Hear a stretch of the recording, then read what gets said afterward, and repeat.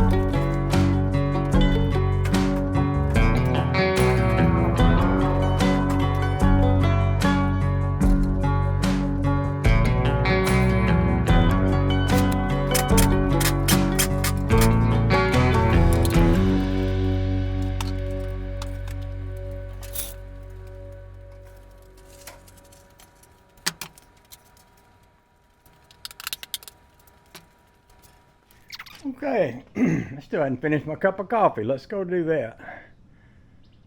I'll tell you what, on the way out of the garage, I'll give you a little look at the trailer as it looks now. Like I say, it's still a cool looking little trailer.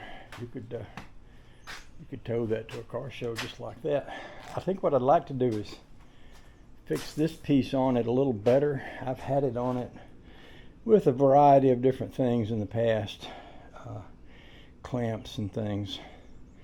I think I'd like to maybe hinge it and reinforce the back of it so that it's more solid, and then put it back up on here. But we'll go drink our coffee first. Probably what I'll do next is try one of those fenders on that Studebaker. Or I might cut the grass before the sun gets too hot. We'll see which happens first. Oh joy. Luke Palioka gave me this trailer, and it's an old Philco. In fact, that's the Philco emblem that came off the back of it. And I put this Coke sign on the back of it, which is actually one end of a Coke machine. And I put the little Coke bottle opener on there. And I've got the Philco ID information here. I also had an old red Craftsman toolbox that went bad on me, and they wouldn't replace them anymore. You know, back in the old days, if you had a Craftsman toolbox and it wasn't any good, you could take it in and get a brand new one. Well, that all stopped, and Craftsman went away when Sears went away. So I put it on here, and it's got this handle because I put the Craftsman latches on either side of this so that I can unlatch these and lift this off, and I can fit a spare tire in the back of this. Then I've got these two handles on either side of it also, which are old gas cans. And then I've got my ham, which if any of you don't know what ham is, look it up. Look it up on Google, HAMB, Alliance membership. That's on there. So I took the fenders off, but even without the fenders it looks pretty okay. Anyway, I'm going to pull this, and this is basically, I built it for I was thinking about a motorcycle trailer at first, but I thought, well, let's make a cool little rat rod trailer. So I may at some point construct some new fenders for it, or I might not. But for now, I'm going to put it back down there where it was, and I put the taillights inside of it. So I'm going to take this trailer back down yonder, and I'll just sit you back here so you can ride with me. Buddy, you want to ride? Buddy! Buddy! You ride out back with me, buddy? Whee! Here we go. Here we go. Come on up. Come on up. That's my boy right there.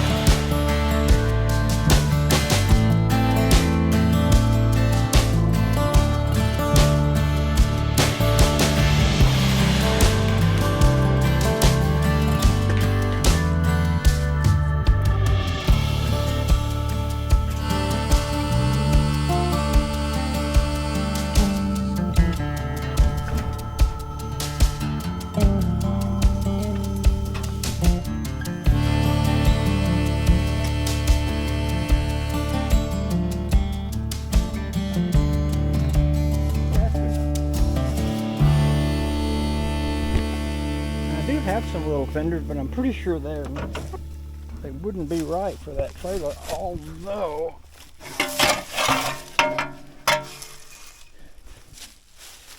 it might look cool. I think if I set it down up on top of that, that would actually wouldn't be much of a fender as far as doing what a fender does, which is catch all the stuff that throws off a tire, but it might be a cool look to put that up there. Or I could split it down the middle, widen it, and then put it back on there. That too. I love doing this stuff because there's all kind of possibilities.